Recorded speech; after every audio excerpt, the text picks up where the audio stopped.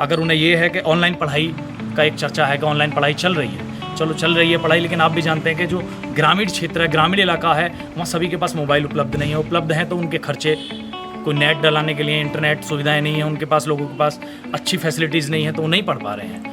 दूसरा, जो शिक्षक हैं बिल्कुल बेरोजगार हैं। अभी काफ़ी शिक्षक हैं हमारे साथ जो हमारे साथ शिक्षा करते थे, वो 5-5, 7 हज़ार रुपये खिचरा UPSIDC क्षेत्र, औद्योगिक क्षेत्र, वहाँ काम कर रहे हैं। कोई बर्तन धो रहा है, कोई कुछ कर रहा है, कोई डिब्बे बना रहा है। तो काफ़ी संघर्ष ये वर्क कर रहा है, जिसे बिल्कुल योगी सरकार ने बिल्कुल अनदेखा कर दिया है।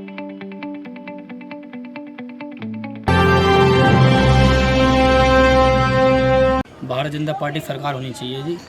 अब जो हुए हैं मोदी सरकार की जो उसमें हुए हैं वो उनका मुझसे हम सहमत हैं।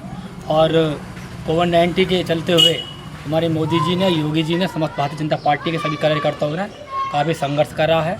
और बात करें अगर हम सपा की या बसपा की या कांग्रेस की, इन लोगों ने हमारे हिंदुस्तान की, चाहे वो हमारे मोमडन हैं, चाहे सिख हैं, ईसाई, किसी की भी कोई मदद नहीं करी इन लोगों ने। केवल जो मदद करी है केवल भारतीय जनता पार्टी ने करी। विकास तो हमारे विनय मास्टर जी को बताएंगे।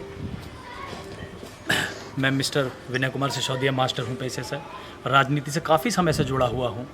तो विकास का ऐसा है कि मैंने अब से पहले जितनी सड़कें हैं, गांव से जंगल तक या खेतों से घर तक, सभी सड़कें बना दी गई हैं। सभी जो है पूर्ण रूप से कार्य जो है हो चुके हैं लगभग।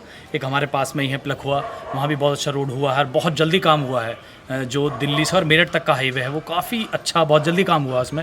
हालांकि लोगों को काफ़ी समय तक परेशानी भी रही, लेकिन उसके बाद जो जितना जल्दी काम हुआ वो भी बहुत अच्छा रहा है। तो काफ़ी अच्छाइयाँ रही हैं, काफ़ी काम हुए हैं मोदी सरकार में। लेकिन मैं कहना चाहूँगा, जो अब ये कोविड-19 हुआ 2 साल से, एक वर्ग रह गया हमारा देश में जिसके विषय में किसी ने कभी नहीं सोचा है, और जिसके स्तंभ से खड़ा होता है पूरा देश, एक शिक्षक वर्ग, जिसको बिल्कुल अनदेखा कर दिया गया है। जो प्राइवेट हमारे टीचर्स हैं, ज़रूरी नहीं है कि सभी जो हैं सरकारी हों, एक वर्ग है हमारा, वर्ग विशेष जो है वो केवल जाति से नहीं है, वो अध्यापक वर्ग जो हमारा बिल्कुल अनदेखा कर दिया गया 2 साल से। उन्हें किसी भी तरीके की जो है कोई भी सहायता प्रदान ना योगी सरकार कर पाई है ना मोदी सरकार। ये एक बड़ी नाकामी मैं कहना चाहूँगा, असफलता नहीं है, लेकिन एक उनको बिल्कुल अनदेखा करना ये बिल्कुल गलत है। अच्छा, रोजगार को किस तरह से देखते हैं आप? रोजगार केवल भारत में ही नहीं, हर जगह जो है कम होते चले गए हैं। जैसे कोविड आया है, अभी पहिए पे वापस लौटने में काफ़ी समय लगेगा। आप भी जानते हैं, कोई भी चीज़ एकदम से उतरे तो तुरंत चढ़ने में काफ़ी समय लगता है। तो मेरा कहना यह है कि जैसे धीरे धीरे काम चलेगा, सभी चीज़ें जो है आगे अच्छी होती चली जाए। आप क्या कुछ काम? मैं फिलहाल ये मानता हूँ बहुत बड़ी असफलता है, बिल्कुल इग्नोर कर दिया गया। सभी काम खोल दिए गए 2 साल में। हर ऐसा कोई काम नहीं है, कोई भी क्षेत्र ऐसा नहीं है जहाँ काम प्रॉपर रूप से चालू ना किया गया हो। केवल एकमात्र शिक्षा का है। अगर उन्हें ये है कि ऑनलाइन पढ़ाई का एक चर्चा है कि ऑनलाइन पढ़ाई चल रही है, चलो चल रही है पढ़ाई, लेकिन आप भी जानते हैं कि जो ग्रामीण क्षेत्र है, ग्रामीण इलाका है, वहाँ सभी के पास मोबाइल उपलब्ध नहीं है। उपलब्ध हैं तो उनके खर्चे, कोई नेट डलाने के लिए इंटरनेट सुविधाएं नहीं है उनके पास, लोगों के पास अच्छी फैसिलिटीज़ नहीं है, तो वो नहीं पढ़ पा रहे हैं। दूसरा, जो शिक्षक हैं बिल्कुल बेरोजगार हैं। अभी काफ़ी शिक्षक हैं हमारे साथ जो हमारे साथ शिक्षा करते थे, वो 5-5, 7 हज़ार रुपये खिचरा UPSIDC क्षेत्र, औद्योगिक क्षेत्र, वहाँ काम कर रहे हैं। कोई बर्तन धो रहा है, कोई कुछ कर रहा है, कोई डिब्बे बना रहा है। तो काफ़ी संघर्ष ये वर्क कर रहा है, जिसे बिल्कुल योगी सरकार ने बिल्कुल अनदेखा कर दिया है। किसानों को किस तरह से देखते हैं आप? किसान आंदोलन पर जो लोग बैठे हुए हैं, मैं इस विषय में ये बिल्कुल गलत है। ये सब चोर इकट्ठे हो रहे हैं। गलत नहीं है, ठीक है, गलत नहीं है। ये मेरा कटाक्ष है, ये हमारे भाई बताना चाह रहे हैं। अगर ये गलत है तो फिर सुना क्यों नहीं जा रहा? भैया, ये सुना तो क्यों नहीं जा रहा? कोई सुने। मुद्दा बना दिया है, ये तो राजनीति मुद्दा बना दिया है। जो किसानों के लिए जहाँ पे बैठे हुए हैं, ये तो एक राजनीति मुद्दा बना दिया है। बाकी तो सब ठीक चल रहा है। ये केवल जो है मोदी जी की और योगी जी की सरकार है, उनकी टांग खींचने की कोशिश करी जा रही है, क्योंकि इन लोगों के साथ हाथ कुछ भी नहीं लग पा रहा है और बहुत बढ़िया कार्य कर रही है। हम मोदी जी के साथ हैं, चाहे वे 2 साल बैठे, 3 साल बैठो। मैं राजनीतिक विश्लेषक के तौर पे एक बात कटाक्ष कहना चाहूँगा योगी सरकार पे। एक और सारी चीज़ें बढ़िया हैं, और जो पीछे की सरकारें, सपा है, बसपा है, उनसे तो हर चीज़ काफ़ी बेटर है। हर चीज़ में बहुत ज़्यादा प्रोत्साहित करते हैं लोगों को, बहुत मदद भी करते हैं, लोन की सीमाएं बढ़ा दी गई हैं, सभी चीज़ में अच्छा है। लेकिन एक कमी जो रह जाती है, यदि किसान हैं, किसान वो हैं तो देश के ही, कोई आतंकवादी तो है नहीं जो बिल्कुल इग्नोर कर दिया, निकाल के फेंक दिया। कोई सुनने के लिए कभी कोई मंत्री पहुँचा नहीं है, केवल उन्हें उठाने के लिए या उन पर कोई धाराएँ लगाने के लिए पहुँचे। गलत है, चलिए मान लेते हैं उनकी मांगे बिल्कुल गलत हैं, लेकिन अगर घर में परिवार में कोई आदमी गलत चल रहा तो क्या समझाने के लिए हमें पहुंचना दायित्व नहीं है हमारा? जो हमारे मेरे मास्टर जी हैं, हमारे छोटे भाइयों की बात को थोड़ा रोकना चाहूँगा। जो हमारे राकेश टकैत जी, जो किसान नेता हैं, जो 500 में लोगों को धरने पर बैठा रखा है, एक रोजगार सा बना रखा है इन लोगों ने। ये केवल जो है लोगों को गुमराह किया जा रहा है। मैं पूछना चाहता हूँ राकेश टकैत जी से और विनय मास्टर जी से, उन्होंने इस कोविड-19 चलते हुए कितने लोगों की मदद करी है? धरने की ज़रूरत नहीं थी, लोगों की हेल्प करने की ज़रूरत थी। हमारा देश एक महामारी से जूझ रहा है और वो धरने पर बैठे हुए हैं। अब एक बात मैं अपने बड़े भाई अमित ठाकुर ठाट सिंह से पूछना चाहूँगा कि जिम्मेदारी जो होती है केवल सरकार की नहीं होती है, सबसे पहले हमारी स्वयं की जिम्मेदारी होती है। अब राकेश टिकैत धौलाना जानते भी नहीं है तो वो तुम्हारी मदद करना नहीं आएंगे, तुम्हें खुद अपनी मदद करनी है, पड़ोसी को करनी है। दूसरी बात कि 500 में आदमी ले जा रहे हैं, तो आप सोचिए फिर कितनी बेरोजगारी है कि 500 रुपये में आदमी दिन रात वहाँ बैठा हुआ है।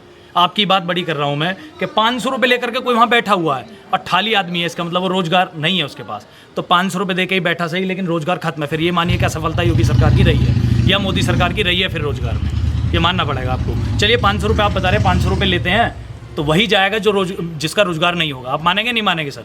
जो रोजगार नहीं होगा किसी के पास वही जाएगा। 500 मेरे को दे तो मैं तो नहीं जाऊँगा अपना रोजगार छोड़ के, तो जो बेरोजगार लोग हैं वो बैठे हैं वहाँ। मसला ये है कि शुरुआत तो हुई थी उसकी किसान आंदोलन से लेकर, फिर बाद में खालिस्तानी आतंकवादी जुड़े हैं उससे, ये मैं मानता हूँ। राजनीतिक मुद्दा बना लिया गया है केवल वो, अब किसान मुद्दे से हटा करके वो बाकी सभी मुद्दे उसमें आ गए हैं। कुल मिला के इतनी बात मैं कहना चाहूँगा, केवल ये लोग जितने भी हैं सब चोर है, ये भारतीय जनता पार्टी के टांग खींचने की कोशिश कर रहे हैं। इन्हें कोई मुद्दा नहीं मिल रहा है जिससे ये धरने पर बैठे हुए हैं। रही बात महंगाई की, महंगाई तो देखो जी, पेट्रोल चाहे 500 रुपये लीटर हो जाए लेकिन सरकार बीजेपी की बनेगी, ये सब लोग जानते हैं। अरे कोई भी इस चीज़ को कोई भी बता देगा।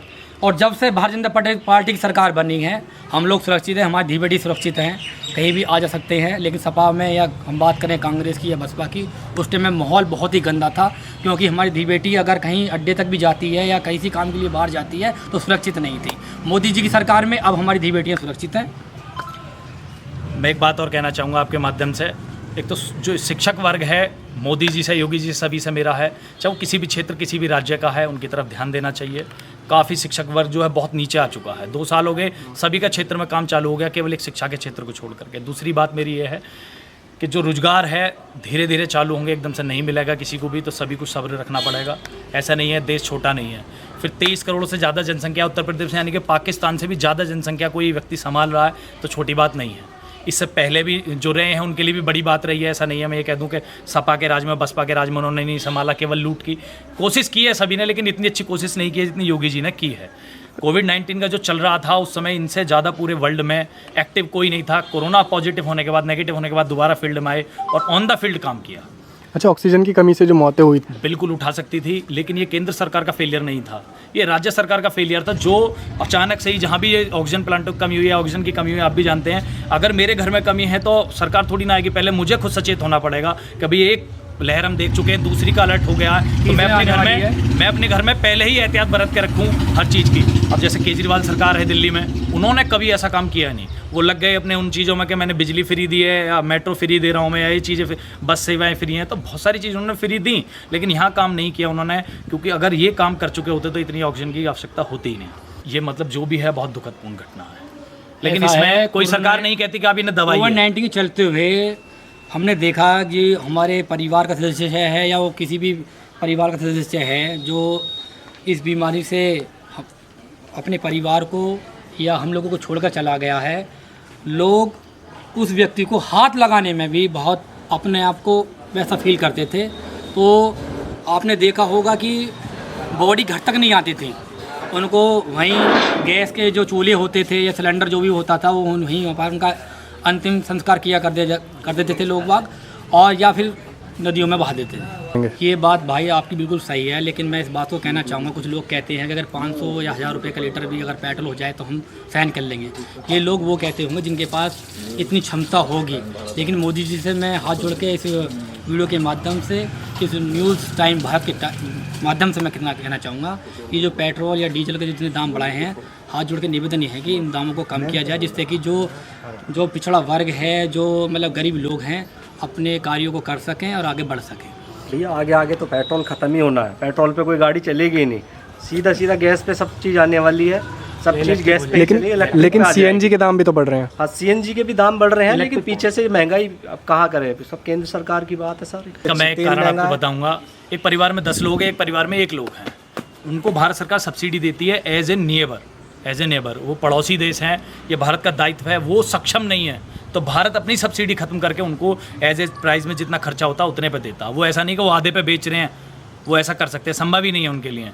तो भारत है, जैसे नेपाल है, श्रीलंका है या भूटान है, अपने सभी देशों का पूरा ख्याल रखता है। तो अपनी सब्सिडी खत्म करके, पूरी सब्सिडी खत्म करके जो मिलती है भारत सरकार को, सारे टैक्सेस हटा करके वो उन्हें प्रोवाइड करते हैं। तब वो वहाँ, क्योंकि वहाँ के लोग तो 100 छोड़ो 80 में भी लेने के लिए तैयार नहीं होंगे, छोड़ देंगे, इसलिए वहाँ सस्ता देना पड़ता है ताकि लोगों का काम चलता रहे।